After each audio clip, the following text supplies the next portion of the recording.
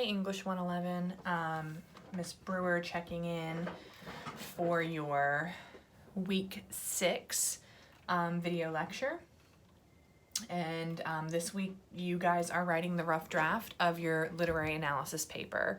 So at this point in time, you've already turned in, or you should have already turned in, a thesis and outline, and I'll be reviewing those and trying to give you guys some feedback as soon as I can on your, especially on your thesis statements. And then you guys need to go ahead and jump right into writing your paper.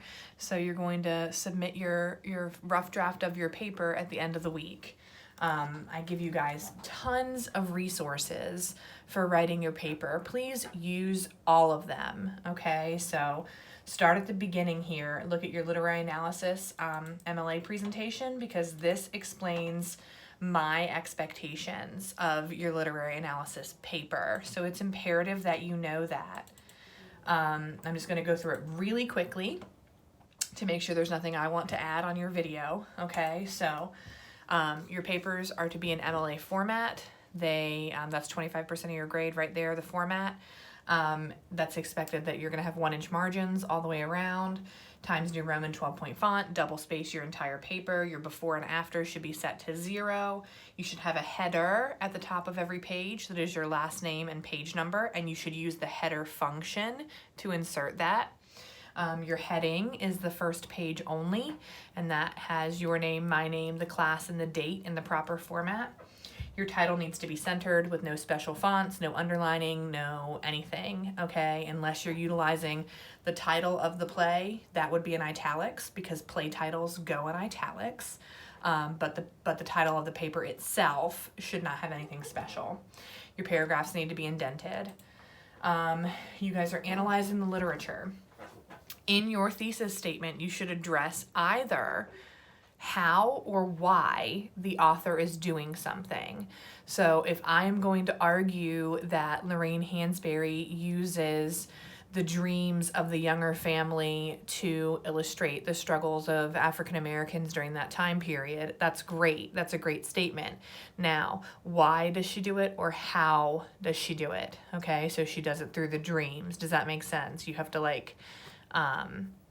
you have to incorporate either aspect or both aspects, why and how. So you can do the who, what, where, when in the intro paragraph, and then your thesis statement gets into the how and the why. And you have got to have textual evidence from the play and from your scholarly articles throughout your paper. So my expectations for your introductory paragraph, it is your words only. You do not have any citations here. You are introducing your topic. And the last 2 sentences, or 1 to 2 sentences, depending on how long your thesis is, goes at the end of your introductory paragraph. It is a brief first paragraph, a couple of sentences, and make sure that you're not pulling information from any other source there. Your conclusion is your words only, and it essentially starts, so your intro paragraph starts broad and narrows down to your thesis, and then your conclusion starts very specific, restating your thesis, and then broadens out to why that's important. Again, your words only, no citations in your conclusion. Throughout the body of your paper, your paragraph structure is really basic. You need a topic sentence, that's your words. That means you should not have a citation or a quote to begin a paragraph. You need to have a transition sentence at the end of your paragraph. That means your words, no quotes, no citations at the end of your paragraph. And make sure that you are citing within the paragraph from the play and from the 2 scholarly articles that you are using for your paper. Expectations of formal academic writing, and this is I expect you to do this. This is where I get really, really frustrated when I'm reading papers. We don't use personal pronouns when we write, so you write in the third person. That means no you, no me, no we, no our, no I, okay, none of those things. So we don't say, I am going to show you in this paper. You take that out and then just make the statement. No personal pronouns at all. No contractions, so instead of writing didn't, write did not. You don't ask questions in the whole paper, you make statements. So you have a thesis statement, And then you make statements. Don't ask a question and then answer it, just answer it. Your numbers under 100 should be spelled out. Any symbols, so if you're gonna say 97%, you write the words 97 and percent, unless it's in a quote. So if you have a contraction, personal pronoun, or a number that's not spelled out in a quote, within quotation marks, you can leave it the way it is. But your writing should not include those things. You do not start or end your paragraphs with a quote because you have a topic sentence at the beginning of a paragraph and a transition sentence at the end of a paragraph. You also should not have quotes that are back to back because your analysis should surround all quotations. Okay, so that's really important. For your citations, make sure that you are citing information from your sources. That means whether it's a quote or a paraphrase, if it's an idea that you got from the play or the 2 scholarly articles, you need to cite it. Remember that you are not allowed to use sources outside of the LRC at all on this paper. So I don't want to see Schmoop cited. I don't want to see, Spark Notes or anything like that, okay? Because this is from the play, the 2 scholarly articles, and your brain. That's where you're pulling for this paper. Remember the parenthetical citation format. So you have to create a works cited full citation, and then what goes in the parentheses is whatever the first word or few words of that citation is, and a page number if it's there. If there is a page number listed in the full citation and not within the in-text parenthetical citations, then you will lose points because you did not include the proper information. Make sure your period comes after your citation. The last page of your paper is the works cited page. Works cited gets its own page. So it shouldn't start halfway down at the bottom of your last page. You go all the way to a new page. It's works cited with an S because it's more than one work. And there's no special font or anything like that. It's just centered, works cited. Then come back out. Left aligned, make sure that your works cited is in alphabetical order, make sure that you have hanging indentations, make sure that it is an MLA format, not APA, make sure that it is double spaced.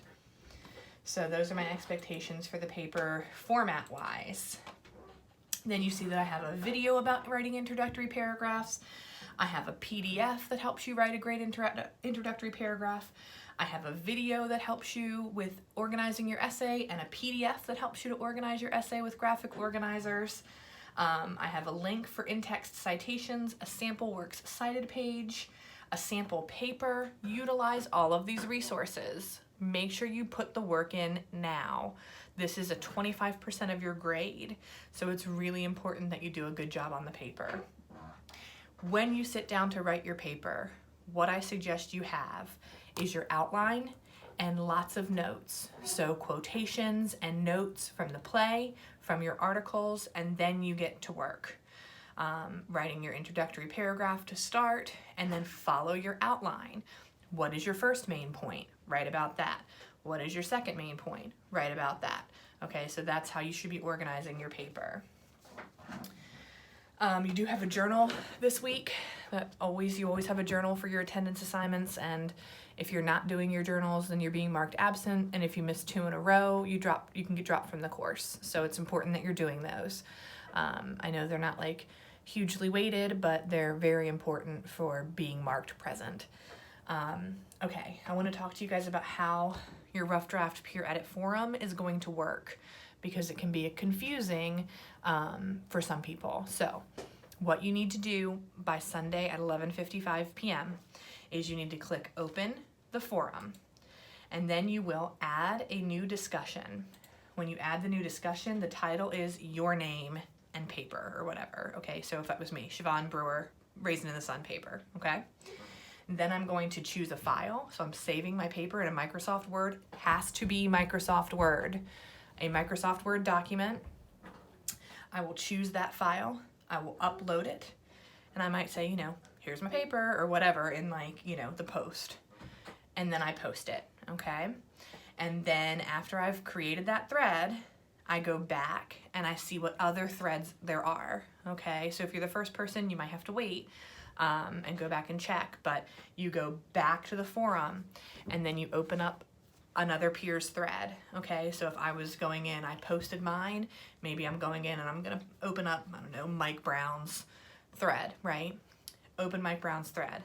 He has his paper posted there. And if somebody else has already commented on it and said, I will edit this paper, then I leave. I don't edit that paper because someone else already signed up. And let's say I go to, you know, Thomas Dean's paper or whatever, all right, and I go to his thread and nobody has posted that they will edit it, then I make a comment and I say, I will edit your paper, okay? That means I have signed up to edit Thomas's paper. So my paper is posted for somebody to sign up and I have signed up to edit someone else's paper, okay? And that means that it's my responsibility to peer edit his paper. And then what will happen is next week, I will complete my peer edit. It is due Thursday. Pay very close attention. It is due by Thursday night, okay? So I download Thomas's paper and then I use the insert comment feature in Microsoft Word and I insert comments and make suggestions for his paper. Then I save his edited version and I upload it back to that forum by Thursday, no later than Thursday, okay? Because after that, you guys are going to revise your papers, okay? So that's super important. Make sure that you get that thing loaded up there, okay? If you guys have any questions, feel free to contact me. You can always shoot me an email. Give me, you know, the 24 to 48 hours to get back with you. But you are writing your papers. It's time to get to work. So you've done all the pre-work at this point in time. You just got to write the paper. Best of luck and happy writing to you. And I will be checking in with you guys again next week. Have a great week.